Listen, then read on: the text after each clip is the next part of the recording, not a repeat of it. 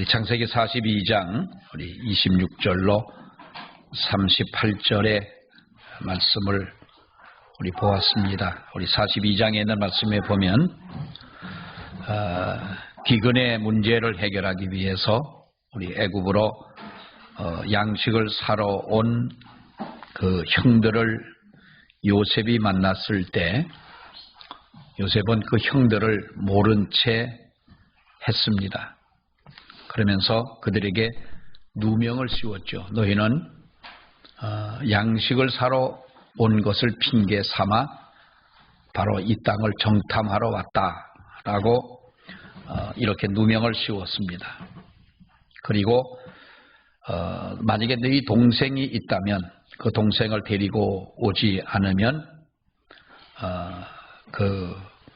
결코 너희들에게 바로 이 정탐꾼이라고 하는 이것을 용서하지 않을 것이며 또 마지막 그 막내 동생을 데려오지 않으면 시므온을 결박해서 바로 그를 인질로 잡고 있는데 바로 죽이겠다라고 하는 아주 무서운 이런 그 이야기를 합니다. 동생을 데리고 오라는 거지요. 근데 이들이 이제 쌀을 사가지고 곡식을 사가지고 가서 여관에서 나귀에게 그 먹이를 주려고 풀어보니까 자루 안에 돈이 그대로 들어 있는 겁니다. 형제들마다 자루를 열어보니 다 돈이 들어 있습니다. 그러니까 얼마나 생각해보면 불안했겠습니까? 그 불안한 마음, 곡식을 사기는 샀지만은 그보다도 불안한 마음을 안고 바로 집으로 가서 바로 그 형제들은 아버지 야곱에게 자초지종을 이야기를 하지요. 애굽의 총리가 우리를 정탐으로 여겨서 우리는 독실한 자들이다 이렇게 이야기를 했지만은 그가 믿질 않았습니다. 막내 동생이 있다고 하니까 막내 동생을 데리고 오지 않으면 너희들의 용서하지 않는다 하면서 시므온을 형을 바로 가두었는데 인질로 잡고 있는데 우리가 막내를 데리고 가야 우리가 정탐꾼이라고 하는 누명을 벗을 수가 있습니다. 라고 할 때에 야곱은 요셉도 없어졌고 시므온도 없어졌는데 베냐민까지 또 빼앗길 수가 있느냐? 절대로 그럴 수가 없다라고 하니까 그때 루벤이 이렇게 장남답게 이야기를 합니다. 아버지, 제가 어떻게 하든 베냐민을 꼭 데리고 오겠습니다. 만약에 내가 베냐민을 데리고 갔다가 데려오지 못한다면 내 두 아들을 죽이라 그랬어요. 사실 어떻게 보면은 그 경우에 맞지 않는 얘기죠. 아버지가 그 막내 아들을 잃어버렸다고, 장남이 약속을 못 지켰다고 손자를 죽이는 할아버지가 어디가 있겠습니까? 그러니까 그것은 뭐 꼭 내 아들을 죽여달라라고 하는 말보다는 이 루벤은 바로 그 어떤 확신에 찬, 그리고 자기가 어떤 이 모든 일을 희생적으로 감당하겠다라고 하는 바로 그러한 그의 그 결심을 우리가 볼 수가 있는데, 우리는 오늘 26절로 38절에 있는 이 말씀을 보면서 우리가 두 가지 원리를 생각을 해 봅니다. 하나는 용서라고 하는 거죠. 용서. 여러분, 용서하는 것이 쉽습니까? 어렵습니까?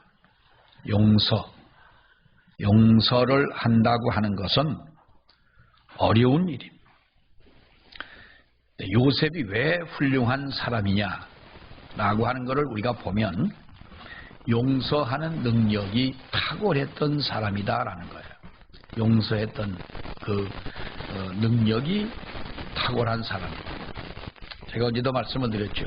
우리가 아버지가 조합장을 하시다가 조합이 부도가 나고, 조합이 부도가 났는지 우리 아버지가 부도가 났는지는 그건 잘 모르겠어요. 근데 아무튼 아버지가 부도가 나서 학교를 갔다 오면은 집에 한 20명 30명씩 줄을 쭉 서가지고 우리 아버지 이름을 부르면서 그냥 뭐 나와라 들어가라 하고, 근데 들어가면 우리 아버지는 안 계세요. 우리 아버지 얼굴 보기도 힘들고 한데. 박찬택 씨라고 하는 분이, 지금은 그분이 돌아가셨는지 모르겠습니다만은 이름이 박찬택 씨인데, 또 공교롭게 나중에 보니까 그 딸내미가 저하고 동창인 거예요. 나중에 보니까 또 서울의 어느 교회의 권사가 된 거예요. 너 아버지 예수 믿냐 그랬더니 나가신대, 예수를 믿는데. 그래서 제가 그분이 어느 날 밤에 우리 집에 와가지고 군화를 신고 와서 밖에 있는 문은 어떻게 됐는지 모르고,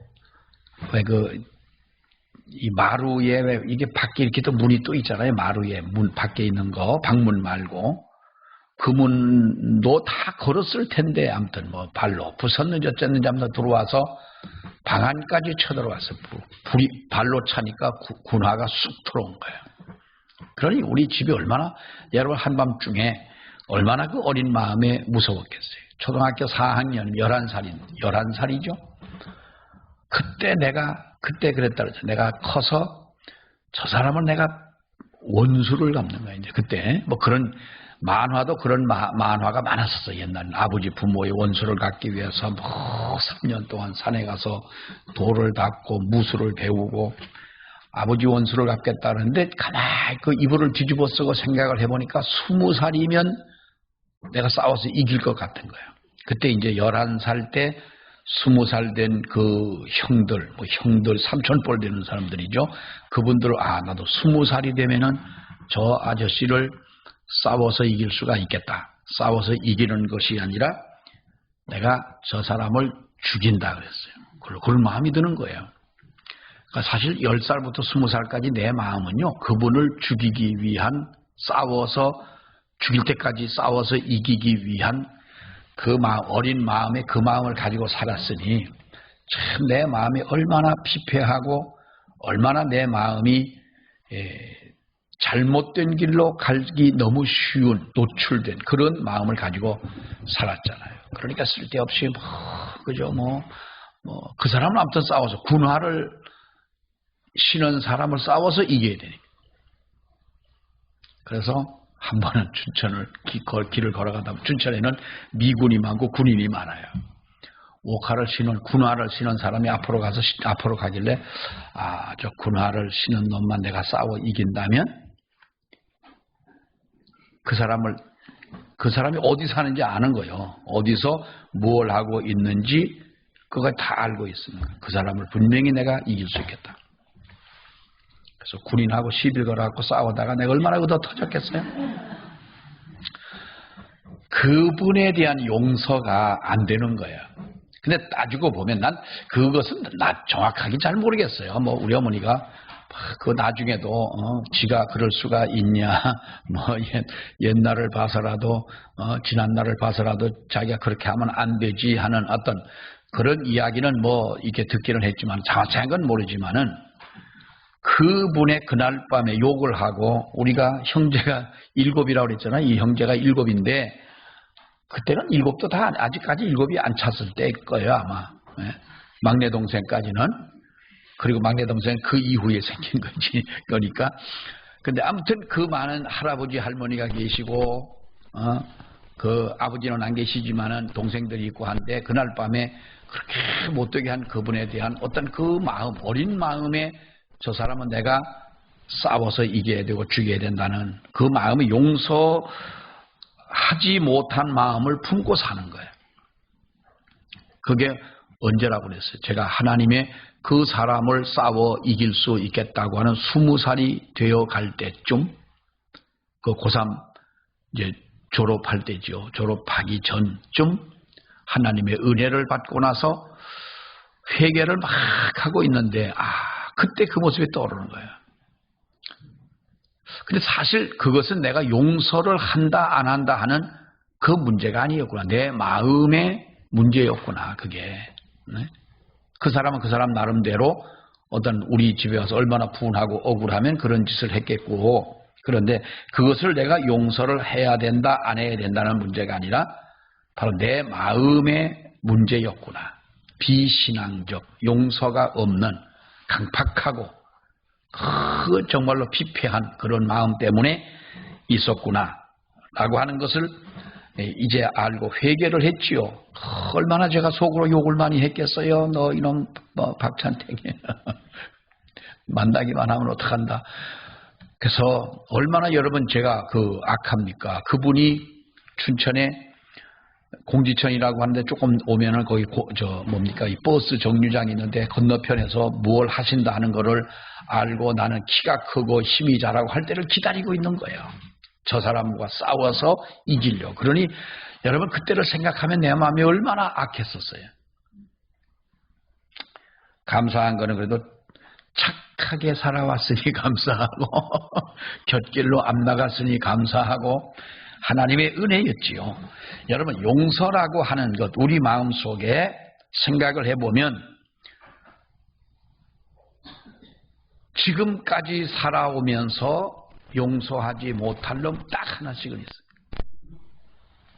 있습니까 없습니까? 있다고 그러지 마세요. 자존심의 문제니까. 그런데 꼭 그 사람은 내가 용서하지 못한다. 자, 용서까지는 우리가 접어두더라도 이해하지 못할 놈이다. 이해하지 못할 사람이다. 어떻게 그럴 수가 있느냐? 이해할 수 없는 사람, 용서할 수 없는 사람이 꼭 우리 가운데 하나씩은 있더라. 여러분, 요셉이라고 하는 사람은 여러분들이 만약에 형제들에게 그러한 억울함을 당하고 형제들이 죽이려고 했을 때 그런 것을 어떤 하나님의 특별하신 보호와 인도하심과 섭리 속에 그 모든 것을 넘어갔기는 했지만은 만약에 여러분들이 그런 상황이었다면 용서를 하겠느냐는 거. 그런 상황이었으면 용서할 수가 있겠느냐. 우리는 이렇게 생각합니다. 그래, 내가 털고 살자. 신경 쓰지 말고 살자. 괜찮다. 잊어버리자. 이렇게 말하고 있으면 그것이 여러분 우리가 잊어버려지는 겁니까? 저는 옛날에 신문을 보다가 오래전 얘기예요.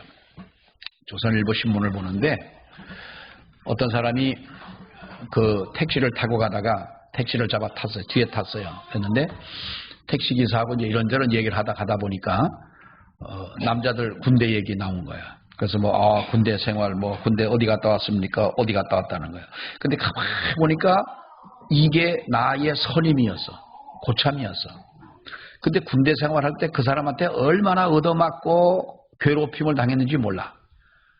왼수는 외나무다리에서 만난다더니 왼수는 좁은 택시 안에서 만났어. 그래서 잠깐 저기 가서 쓰자고 그래가지고 택시를 세워놓고 끌어내서 그 기사를 뒤지게 팬 거예요. 군대 때 원수를 갖기 위해 수십 년이 지나갔는데 그때 들어 팼어. 왜 그 기사를 왜 나만 봐? 옛날에 조선일보에 나왔었어. 조선일보 신문을 보다 저도 본 건데 제가 몇 번 또 얘기도 했지 않습니까? 여러분 우리가 보세요. 그 사람의 마음속에는 평소 잊어버리고 괜찮다. 그럴 수도 있지 하고 지나갔어요. 지는 안 때렸겠어. 지 후임은. 군대는 다 그럽니다. 죽도록 선배들한테 얻어맞고 이유 없이 얻어맞고 그때는 남 때리는 게 취미였는지 그게 은사였는지 얻어맞는 거예요. 왜 얻어맞는지도 모르고 얻어맞고 후임이 들어오면 우리 잘해주자. 근데 잘해주기는 그냥 우리도 얻어맞은 그게 있으니까 갚아야 되잖아. 그러니까 후임도 더 괴롭히는 거예요. 근데 그때 그래서는 안 되지만은 때려도 안 되고 맞아서도 안 되지만은 여러분 그러한 것이 잊혀진 줄 알았는데 정녕 마음속에 진정한 용서 없이 지금까지 살아왔다라는 거예요. 우리는 이해를 가끔 용서로 생각하는 경우가 있습니다. 어떤 분을 보면은요, 우리가 사실 그래요. 사람이 전화상으로 이야기를 할 때 좀 이해가 어려운 경우가 있어요. 이해하기 어려운 경우. 어떤 분이 제가 이렇게 전화를 하다 보면 아주 퉁명스러워 사람이. 좀 여러분 전화를 할 때는요 보이지 않기 때문에 어떤 때는 전화는 내가 편안하게 아무 때나 받잖아요. 얼굴이 안 보이잖아요. 뭐 화상전화 할 일이 없지 않습니까? 그러니까 좀 더 얼굴과 얼굴을 대할 때보다 조금 더 상냥하게 대해줘야 돼요. 말도 조금 더 이해하기 쉽도록 이야기를 해줘야 돼요. 전화는 그래야 되는 거예요. 근데 이 양반은 전화하면 되게 기분 나쁜 거예요. 네. 전화를 하면은 괜히 기분 나쁘게 전화 받는 것 같고, 전화를 하면 좀 그래. 아이고, 뭐 그렇게 전화를 받냐. 근데 어느 날 그 집에 가서 있다가 그분이 어디서 전화 온 걸 전화가 와요. 그러니까 집 전화로 전화를 받는 거예요. 받는데 전화 받는 목소리가 눈 감고 들어보면 나하고 전화할 때하고 똑같아. 근데 눈 뜨고 그 사람의 행동을 보면은 저 사람 원래 저런 사람이요. 그러니까 그건 뭐예요? 내가 그 사람의 그 퉁명스러운 것을 뭘 해요? 이해하는 거예요. 이해할 수 있는 거예요. 그러니까 저 사람이 나에게 왜 그랬을까라고 하는 것을 우리는 이해를 하게 되는 거예요. 그러니까 그 이해라고 하는 것이 용서와는 다르다는 거예요. 물론 용서를 하려면 이해를 먼저 해야 됩니다. 상대방의 형편과 처지를 생각하면 우리들이 좀 오해하지 않도록 우리가 행동을 해야 되는 것은 사실이지만, 사랑하는 여러분, 우리가 용서하기 위해서 먼저 이해를 하고 이해한 다음에 용서하고 하지만은 이 용서라고 하는 것이 왜 어렵고 힘든 것이냐. 우리 예수 믿는 사람들의 입장에서는요, 진정 하나님의 은혜가 아니면 우리는 진정한 용서가 될 수 없다는 거예요. 더 나가서 볼 때에 내가 하나님 앞에 용서함을 받은 확신이 있고 은혜가 있을 때 우리는 무엇이라도 용서해 줄 수 있다는 거예요. 손양원 목사님이 자기 두 아들을 죽인 아들을 총을 쏴 죽인 그 사람을 용서를 해주고, 용서할 뿐 아니라 자기 아들을 삼고 양아들을 삼고, 그래서 그가 하나님의 그 아버지에게 공산당이었지만은 그 손양원 목사님에게 은혜를 받고 신학을 하고 목사가 되기까지, 여러분, 그것을 인간의 힘과 인간의 능력으로 할 수 있는 일이냐는 거예요. 뭐 사랑의 원자탄이다. 이건 우리가 붙여진 이름이지만은 손양원 목사님이 용서했던 그 용서를 우리도 할 수 있어야 되지 않느냐. 그분의 용서는 예수 그리스도의 은혜의 용서였던 거고, 그분이 용서할 수 있었던 것은 무엇입니까? 십자가에 돌아가신 예수 그리스도의 그 모습을 바라보고 주님의 십자가를 바라보았기 때문에 진정한 용서가 나올 수가 있었던 것이라 그 말이에요. 용서하지 못하는 것, 우리 마음에 하나님의 은혜가 모자라기 때문에 그렇습니다. 용서하시기를 바랍니다. 용서하지 못하고 살아간다면요, 그것은요, 내가 괴로운 거예요. 내가 용서해 줘야 될 그 사람은 지금 자유롭게 살아가는 거예요. 여러분 보세요. 그 사람 그놈 잘 살잖아 지금. 에? 아니 그 인간 아주 잘 먹고 잘 살고 있잖아. 아무것도 모르고. 근데 나만 괜히 그런 거예요. 나만. 하나님 앞에 우리들이 용서할 때에 하나님이 우리에게 은혜를 주시는 줄로 믿습니다. 우리에게 용서라고 하는 그것이 뿌리채 뽑혀서 정말로 미워하고 용서하지 못했던 그 쓴 뿌리가 우리 마음속에 사라질 때에 하나님은 정말 우리가 감당하지 못하는 큰 은혜를 베풀어 주시는 줄로 믿습니다. 이 용서라고 하는 거예요.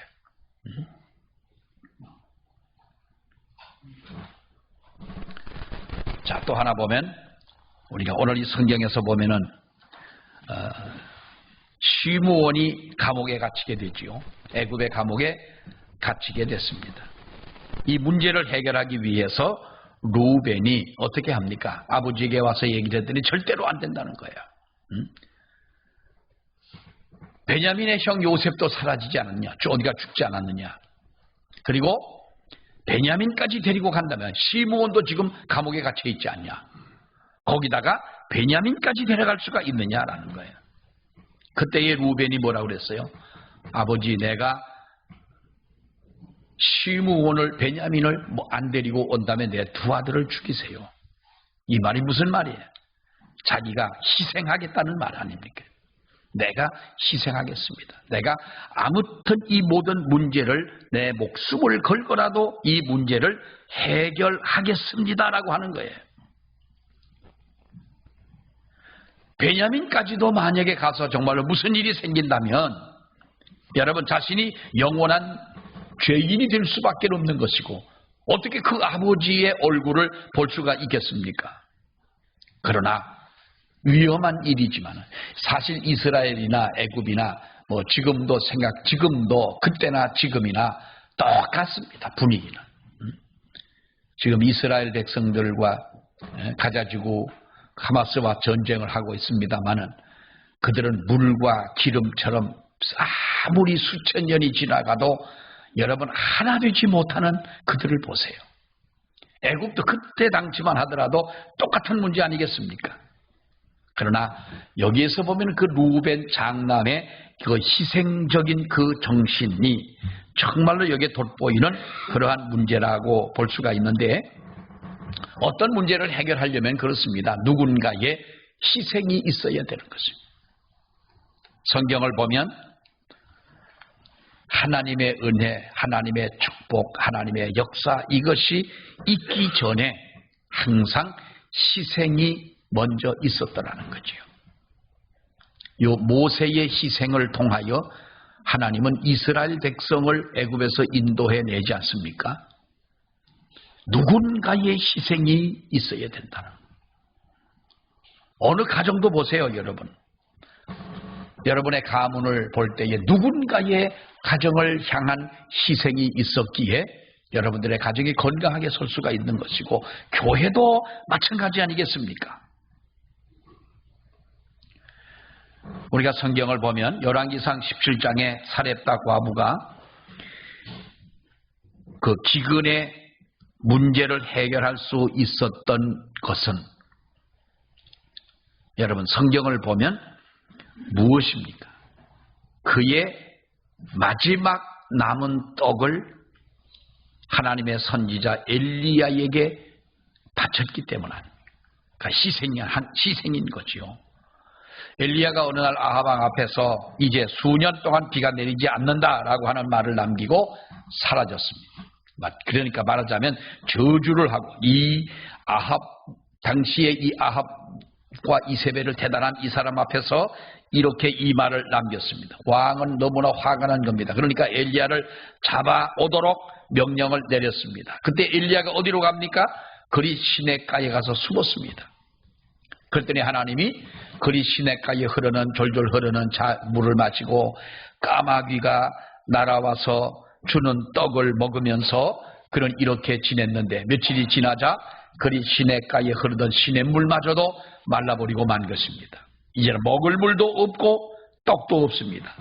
그래서 엘리야는 바로 이제 이방 땅 사르밧으로 가게 됩니다. 그때 거기에서 한 여인을 만나게 됐는데 나뭇가지를 줍는 여인을 만나게 된 것입니다. 그랬더니 마지막 가루가 조금밖에 없고 여러분 떡이라고 하지만 오늘 낮에 먹은 그런 떡 생각하면 오해입니다. 그들 떡은 어떤 떡이에요? 밀가루로 대충 해가지고 이렇게 뭡니까? 이 옛날에 왜 우리가 국수 칼국수 할 때 손칼국수 어느 집은 발칼국수도 있냐? 그 칼국수 왜 이렇게 밀 때 처음엔 두껍다가 점점 얇아지잖아요. 그 칼국수 안 해본 사람은 대답하지 말어. 그것도 힘들어요. 그것도 이쁘게 쓰는 사람들은요, 아주 이쁘게 쓸어요. 못 쓰는 사람은요, 그것도 못 쓰는 여자들도 많어.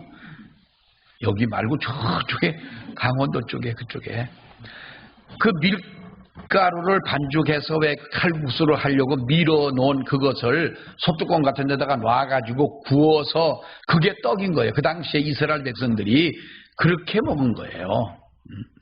그러니까 뭐 떡, 그게 마지막 떡인 거예요.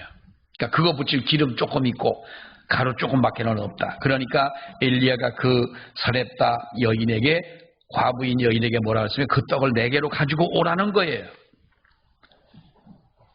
그때 그 여인은 어떡합니까? 하나님의 사람임을 알아보고 그에게 이 떡을 갖다 바치게 된 것입니다. 여러분, 그것이 희생이라는 거죠. 그것이 희생인 거예요. 언제나 우리가 기적이라고 하는 것은 그렇습니다. 기적이라고 하는 것은 인간의 모든 할 수 있는 가능성이 끝났을 때, 인간의 한계 상황 속에서 자신의 마지막 남은 소중한 것을 하나님에게 의지하고 하나님께 바치고 간구할 때, 그때 하나님이 우리에게 베풀어 주시는 역사, 그것을 가지고 우리는 뭐라 그래요? 기적이라고 그래요. 기적. 사실 우리가 볼 때는 기적이지만은 하나님이 보실 때에는 그 뭡니까? 은혜죠. 우리에게 베푸시는 은혜인 거예요. 우리에게 희생하는 우리 모든 사람들에게는 여러분 희생 정신이라는 것이 다 있지 않습니까? 희생 정신 없이 어떻게 우리가 아이를 낳아 기르겠어? 어떻게 자식들을 여러분 돌보아주고, 그 자식을 향한 부모의 희생은 정말 우리가 이 세상에서 무엇과 비교할 수가 없는 거잖아요. 희생이 있어야 된다는 거예요. 옛날에 어느 교회에서 성전 건축을 시작을 했습니다. 옛날이니 뭐 성전 건축하는데 돈이 있습니까? 성전을 건축하자고는 했지만은 어느 교회나 돈 다 모아놓고 성전 건축하는 그런 교회는 없지 않습니까? 그런데 성전 건축은 시작해서 건축은 하긴 하는데 이 목사님만 마음이 뜨겁고 힘든 거예요. 근데 어떤 여집사님이 보니까 성전 건축을 하는데 이 모든 성도들의 마음은 냉랭한 거예요. 몇몇 사람들만 그저 뜨겁고 이래서 다른 교인들을 보면 가슴이 너무 냉랭한 거예요. 너무나 안타까운 거예요. 이때에 하나님 앞에 은혜를 받고 감동한 이 여집사가 시장에서 광주리 장사를 해가지고 돈을 벌었는데, 자기가 벌어놓은 모든 돈을 기도하는 가운데 하나님에게 바치기로 했어요. 꼭 다 바치고 싶은 거예요. 그래서 목사님을 찾아가서 헌금을 드리면서 얼마나 많았겠어요. 그러면서 내가 이걸 지금까지 벌은 모든 것을 내가 다 하나님 앞에 성전 건축 헌금으로 바치겠습니다. 그랬어요. 이 목사님이 그 여집사의 생활 가정 형편을 너무 잘 아시기 때문에 이렇게 말했어요. 집사님, 예수를 믿어도 이렇게 믿으면 안 됩니다. 전 재산을 다 바치고 나서 집사님 어떻게 살라고 그러냐? 어떻게 살라고 그러냐? 어디 가서 어떻게 살 거냐? 이렇게 해서는 안 된다 그랬어요. 그때 그 여집사가 말합니다. 목사님, 기도 중에 확신을 가지고 드리는 것이니까 받아주세요 하고 헌금을 바치고 돌아갔어요. 돌아가는데 마음이 너무 기쁜 거예요. 너무 감사하고 너무 감동이 되는 거예요. 그런데 어느 한 골목을 지나가다 보니까 저쪽 골목 맞은편에서 어떤 분이 아이를 안고 막 울면서 우리 아이를 살려달라고 소리를 지르면서 뛰어오는 거예요. 그러니까 자기 가는 편에 마주 이제 가니까 가서 가까이 와서 보니까 그 아이가 죽은 거예요. 거의 죽은 거예요. 그래서 아이를 잡고 기도해주고 싶은 생각이 들어가지고 내가 기도해주겠다 그랬어요. 그래 막 기도를 했더니 그 아이가 눈을 뜨고 와 하고 울면서 살아난 거예요. 그때부터는 아픈 사람만 있으면 기도해주고 싶은 생각이 막 드는 거예요. 기도를 했더니 배가 아픈 사람이 낫고 아무튼 모든 사람 병든 사람들이 고침을 받기를 시작한 이분이 현신의 권사님이에요. 예. 여러분 현신의 권사님 잘 아시죠? 이분이 얼마나 말년에 가서는 얘기를 안 하고 그 전에 젊어서 얼마나 많은 사람들이 거기에서 아마도 우리 대한민국에 예수 믿는 사람들 현신의 권사님 모르는 사람이 없어요. 그래서 이상하게 가서 기도만 받으면 또 낫는 거예요. 이분이 광주리 장사를 해가지고 돈을 버는 것을 다 하나님 앞에 그 뜨거운 열정을 가지고 바쳤더니 하나님이 전혀 생각하지 못했던 또 하나님의 새로운 은사를 그에게 부어주셨던 것 아닙니까? 용산의 현신의 권사의 재단이 얼마나 컸습니까? 교회며 땅이며 용산에 사놓은 그 땅만 하더라도요 엄청나게 컸어요. 그 양반이 북한 선교한다고 그것도 마저 다 헌금하고 하늘나라 가셨잖아요. 우리에게 중요한 것은 바로 희생이라는 거예요. 여러분 희생에는 하나님의 능력이 따르는 줄로 믿습니다. 우리가 희생하면 하나님의 축복도 따르는 줄로 믿습니다. 희생하면 우리의 모든 문제도 하나님이 해결해 주시는 줄로 믿습니다. 우리가 하나님 앞에 희생할 때 하나님의 뜻이 우리의 삶 속에서 이루어지게 된다고 하는 것이에요. 오늘 이 성경을 보게 되면 이스라엘 백성들이 만난 이 환경이야말로 얼마나 복잡한 환경이고 얼마나 어려운 환경입니까? 그러나 두 가지를 볼 수가 있어요. 하나는 용서하였더니 놀라운 하나님의 역사가 이루어진 것이고 희생했더니 하나님께서 그 희생의 대가를 주님이 갚아주시더라는 거예요. 우리에게도 이 은혜가 있기를 축원합니다. 기도하겠습니다. 하나님의 은혜를 감사합니다. 오늘도 저희들 주의 말씀을 보며 아버지 하나님 요셉처럼 우리도 어떠한 죄라도 내 가슴을 아프게 했던 일들이라도 용서할 수 있는 마음을 주님이 허락하여 주시옵시며 희생할 때에 하나님의 역사와 축복과 해결하심이 있었던 것처럼 우리도 희생하며 하나님의 영광을 위해 살아가는 저희들이 되게 하여 주시옵소서. 예수님 이름으로 기도하옵나이다. 아멘.